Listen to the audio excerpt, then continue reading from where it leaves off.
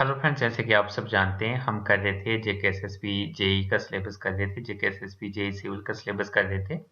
तो इसमें हम कर रहे थे एक बहुत ही इम्पोर्टेंट जो हमने सब्जेक्ट स्टार्ट किया था वो था कंस्ट्रक्शन प्लानिंग मैनेजमेंट। ठीक है, तो कंस्ट्रक्शन प्लानिंग मैनेजमेंट के हमने 6 पार्ट कंप्लीट कर लिए थे। आज हम 7th पार्ट करने वाले हैं। 7th पार्ट में आज हम देखने वाले हैं डिफरेंस, देखने वाले हैं difference between part and CPM. तो पार्ट एंड सीपीएम के बारे में हमने इसमें डिटेल्स इसकी सब कर ली थी। आज हम इसके बारे में डिफरेंस देखने वाले हैं। ठीक है, तो ये बहुत ही इंपॉर्टेंट क्वेश्चन है डिफरेंस का, पर सीपीएम के बीच में डिफरेंस। इससे कोई भी एग्जाम आपका हो जिसमें कंस्ट्रक्शन प्लानिंग एंड मैनेजमेंट का सिलेबस है, तो इस टेबल से एक या दो क्वेश्चन जरूर आता ही आता है। ठीक है, तो मैं आपको यहाँ पे बता दूं, पर क्या होता है programme evaluation and review technique, and CPM होता है क्रिटिकल पाथ मेथड। ठीक है, तो इसका हम डिफरेंस देख लेते हैं, ये बहुत ही इंपॉर्टेंट है। फर्स्ट हम मोड टाइप की बात करते हैं। मोड टाइप जो है, PERT जो है प्रोबेबिलिस्टिक मोड है, और सीपीएम जो है डिटर्मिनिस्टिक मोड है। ठीक है, प्रोबेबिलिस्टिक मोड है मतलब ये प्रोबेबिलिटी पे बेस है, और ये डिटर्मिनिस्टिक मतलब इसमें हम डिटरमाइन करते हैं टाइम्स को। ठीक है, देन ओरिएंटेशन की बात करें तो जो PERT है वो है इवेंट ओरिएंटेड। ठीक है, मतलब इसमें इवेंट पे ज्यादा ध्यान दिया जाता है, और सीपीएम जो है एक्टिविटी ओरिएंटेड है। ठीक है, और एक्टिविटी इवेंट क्या होता है ये मैंने पहले लेक्चर्स में बता दिया है, आप वो देख लीजिए, आपको समझ आ जाएगा। Then useful for estimating high precision time. ठीक है, अगर आपको जो टाइम है वो हाई प्रिसीजन में निकालना, मतलब टाइम एस्टिमेट जो आपको अच्छे से करना है, तो आप PERT को यूज करेंगे।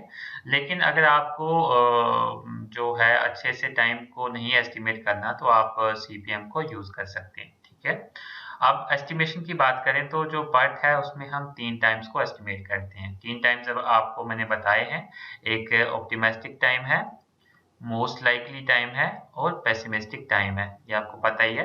और जो वन टाइम है सीपीएम में, इसमें खाली एक ही टाइम होता है, सिंपली टाइम दिया होगा कि 12 मंथ या फिर 12 डेज एक काम को कंप्लीट करने के लिए लगेंगे।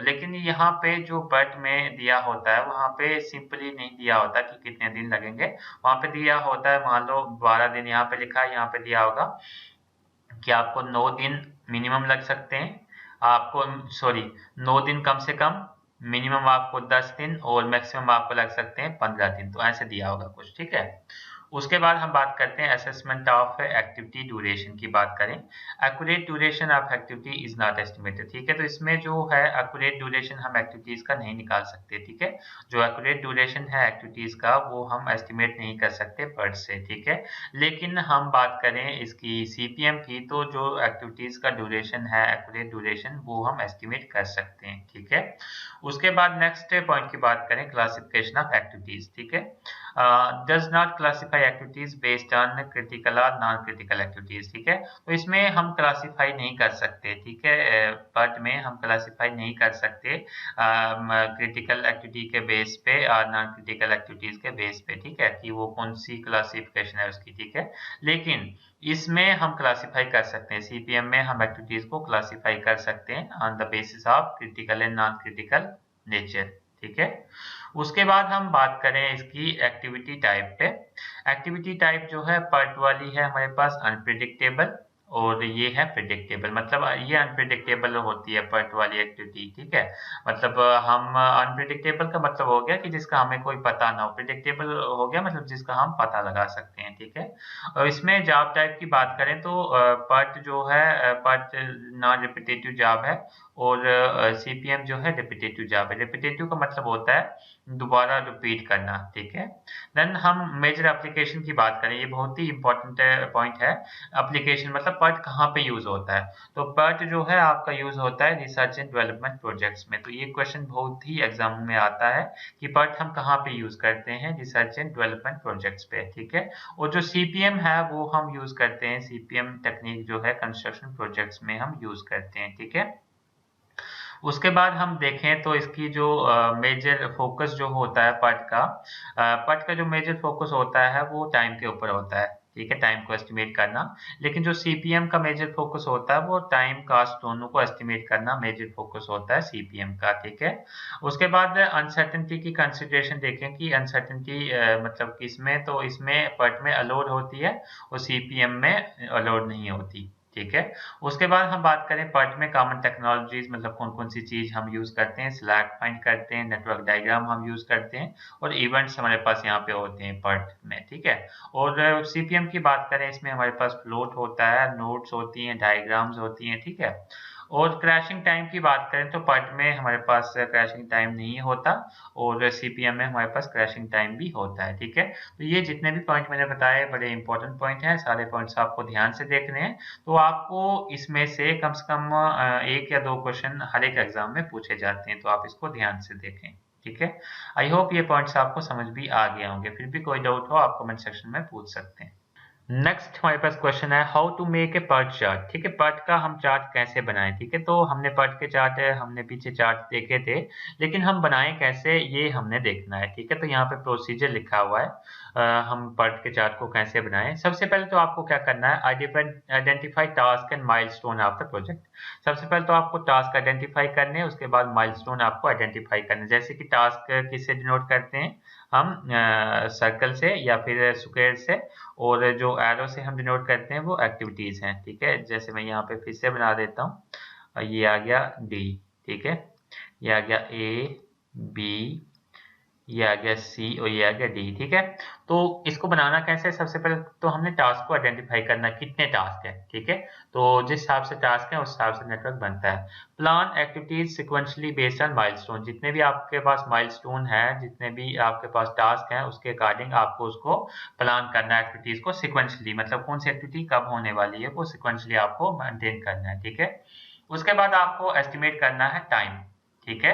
टाइम एस्टिमेट कैसे करते हैं ये मैंने पहले लेक्चर्स में बता दिया है, जो भी मैंने इससे पहले लेक्चर्स दिए उसमें बता दिया है। तो यहाँ पे मैंने आपको 3 टाइम बताए थे। ऑप्टिमिस्टिक टाइम बताया था, ऑप्टिमिस्टिक टाइम का मतलब होता है मिनिमम टाइम रिक्वायर्ड जो होता है आपको।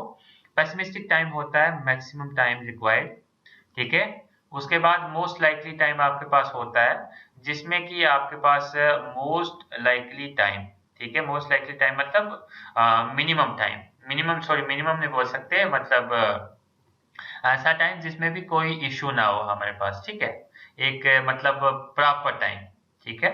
उसके बाद एक्सपेक्टेड टाइम आ गया गस्ट टाइम। एक्सपेक्टेड टाइम का मतलब होता है गस्ट टाइम, ठीक है। तो मतलब ये जो 3 एस्टिमेट हैं, pessimistic, optimistic and most likely time, हम यूज करके एक्सपेक्टेड टाइम निकालते हैं। तो ये मैंने पहले बताया हुआ है कि हम कैसे निकालते हैं, वो आप देख सकते हैं पिछले वाले लेक्चर्स में, ठीक है।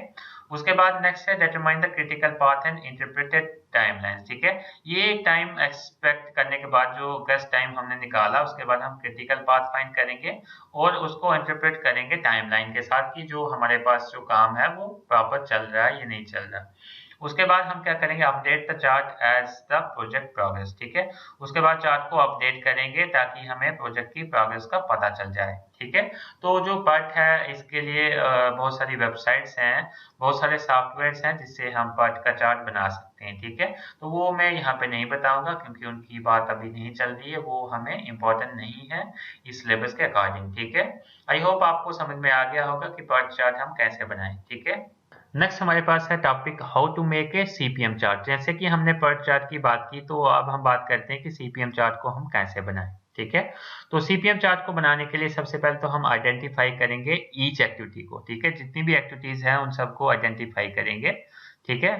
उसके बाद हम आइडेंटिफाई करेंगे डिपेंडेंसीज ऑफ ईच एक्टिविटीज, मतलब जो ईच एक्टिविटी है उसकी इंटरडिपेंडेंसीज, मतलब एक दूसरे के साथ क्या लिंक है वो हम आइडेंटिफाई करेंगे।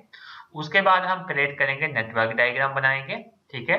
नेटवर्क डायग्राम के बाद हम क्या करेंगे, टाइम एस्टिमेट करेंगे, ठीक है, कि एक एक्टिविटी को कंप्लीट करने के लिए कितना टाइम लगेगा वो हम एस्टिमेट करेंगे। और फिर हम क्या करेंगे, सीपीएम चार्ट कंसीडर करेंगे, उसमें 3 डिफरेंट टाइम्स को हम लेंगे, एक best time, most likely time and worst time, ठीक है, 3 टाइम्स। उसके बाद हम आइडेंटिफाई करेंगे क्रिटिकल पाथ को। क्रिटिकल पाथ को आइडेंटिफाई करने के बाद उसको मॉडिफाई करेंगे ताकि हम जो प्रोजेक्ट की प्रोग्रेस है उसको चेक कर पाएं, ठीक है। तो ये जो हमारे पास PERT एंड CPM है, बहुत सारी वेबसाइट्स हैं जिसमें हम directly PERT and CPM chart बना सकते हैं, और बहुत सारे सॉफ्टवेयर हैं उसमें भी हम बना सकते हैं, लेकिन हमें उन सॉफ्टवेयर का नॉलेज होना चाहिए। ठीक है। आई होप आपको CPM चार्ट के बारे में भी पता चल गया होगा। ठीक है। तो हमारे सिलेबस में अभी CPM PERT चार्ट बनाना नहीं है, तो इसलिए हम उसको नहीं करेंगे। ठीक है। नेक्स्ट इंपॉर्टेंट टॉपिक हमारे पास है advantages and disadvantages of PERT। ठीक है। तो जो PERT टेक्निक है उसकी कुछ एडवांटेजेस हैं, कुछ डिसएडवांटेजेस हैं, तो वो हम देख लेते हैं। सबसे पहले हम एडवांटेजेस की बात करते हैं। एडवांटेजेस क्या होता है? फर्स्ट एडवांटेज है PERT की।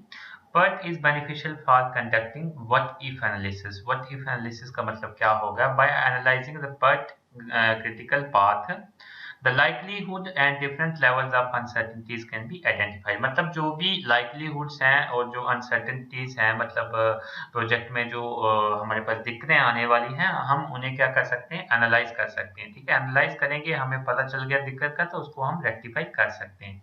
तो ये इसकी एडवांटेज है। ठीक है। सेकंड एडवांटेज है it promotes coordination among various departments of the project. ठीक है। तो कोऑर्डिनेशन को प्रमोट करता है। कोऑर्डिनेशन को कैसे प्रमोट करता है? जैसे कि हमने एक PERT नेटवर्क बनाया, उससे हम डिफरेंट डिपार्टमेंट में उसको सेंड कर सकते हैं, तो उनको भी पता चल जाएगा कि जो प्रोजेक्ट है वो किस सीरीज में चलने वाला है, क्या क्या उसमें होने वाला है, तो वो बहुत ही इजी हो जाता है। वो प्रमोट करता है कोऑर्डिनेशन को। ठीक है। This improves decision making proficiencies and planning. ठीक है। तो डिसीजन मेकिंग में ये बहुत हेल्प करता है, और प्लानिंग में भी ये बहुत हेल्प करता है PERT चार्ट जो होता है। ठीक है।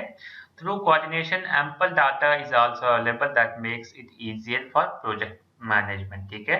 तो इसके वजह से, कोऑर्डिनेशन की वजह से हमारे पास एम्पल डाटा होता है। एम्पल डाटा हो गया मतलब बहुत सारा डाटा हमारे पास आ जाता है, जिससे कि जो प्रोजेक्ट मैनेजमेंट है वो इजी हो जाती है काफी। ठीक है।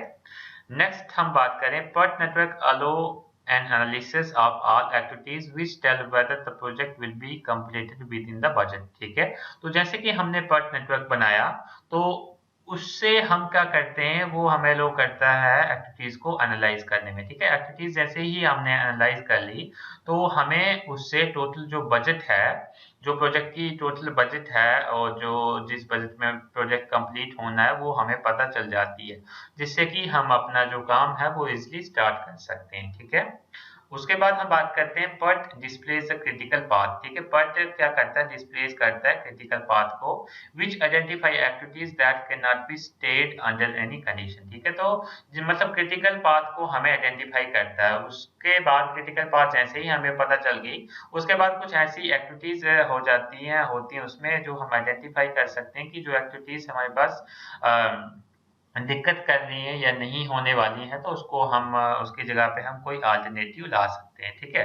तो ये थी PERT की एडवांटेजेस। अब हम बात करते हैं इसकी डिसएडवांटेजेस की। ठीक है। तो इसकी डिसएडवांटेजेस कुछ इस तरीके से हम बात करें। PERT methodologies are entirely dependent on predictions। ठीक है। तो इसमें जो methodologies हैं ये predictions पे डिपेंड है, मतलब हम प्रिडिक्ट करते हैं कि ये चीज होगी। ठीक है। ऐसा नहीं कि ये चीज जरूरी ही होगी, प्रिडिक्ट करते हैं खाली। ठीक है।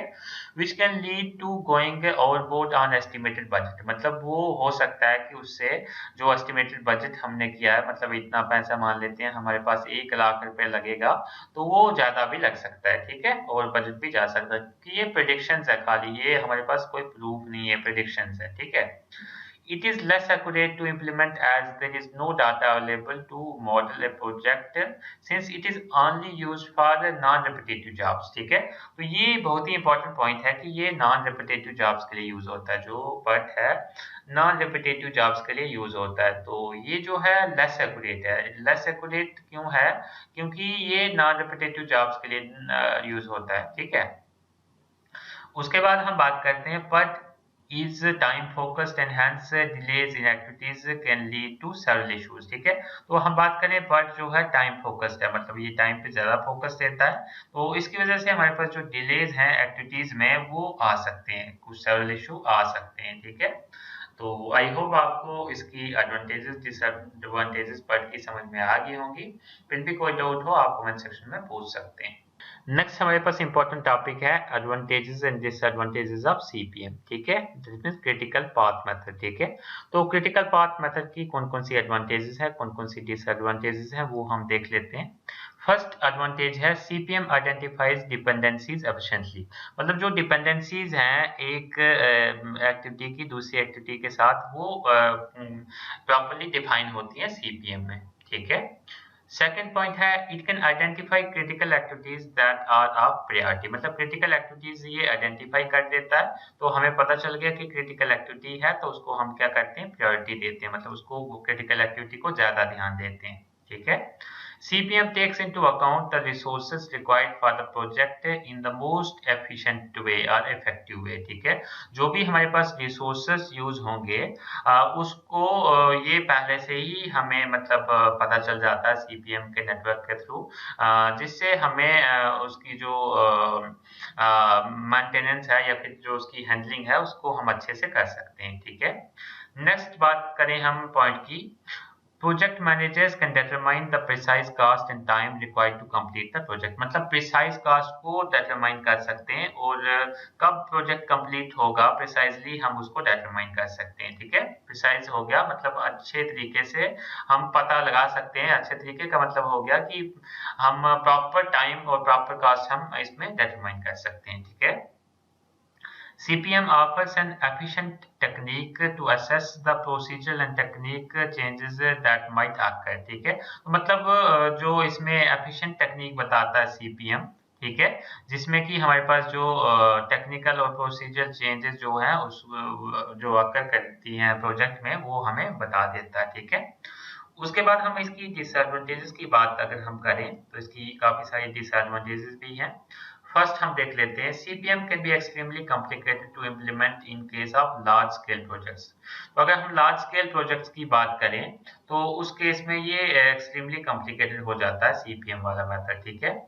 सेकेंड पॉइंट की बात करें, critical path identification consumes more time for projects on large scale, ठीक है। जैसे कि बड़े बड़े प्रोजेक्ट्स हैं तो वहां पे हमें बहुत टाइम कंज्यूम हो जाता है इस प्रोजेक्ट को बनाने के लिए सीपीएम path identification में, ठीक है।